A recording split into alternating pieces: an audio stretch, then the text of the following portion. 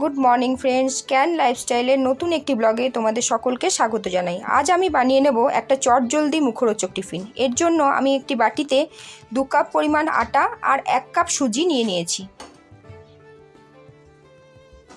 দেখো আমি সুজি নিয়ে নিলাম।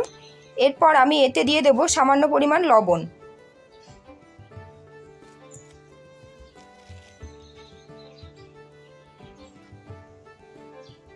এবার এটাকে মিশিয়ে নেবার পর আমি এতে দিয়ে দেব ঠান্ডা জল।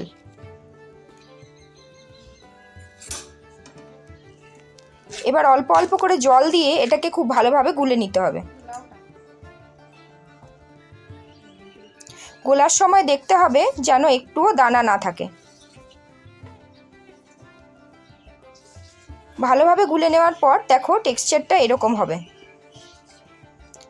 এই যে মাঝে দেখতে পাচ্ছ একটু একটু দানা দানা আছে, ওটাকেও কিন্তু ভালো করে গুলে নিতে হবে।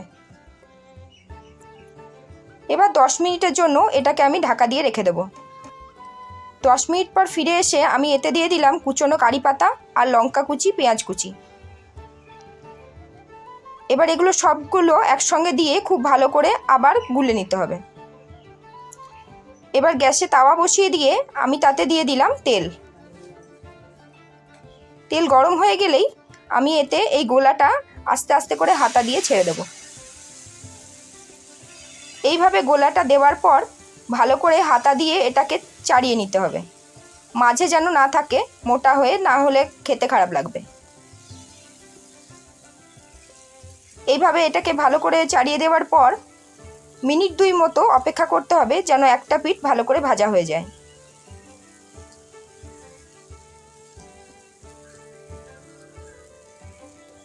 দেখো আমার একটা পিঠ ভালো করে ভাজা হয়ে গেছে। এবার আমি কিন্তু এটাকে উল্টে দিয়ে উল্টো পিঠটাও ভেজে নেব।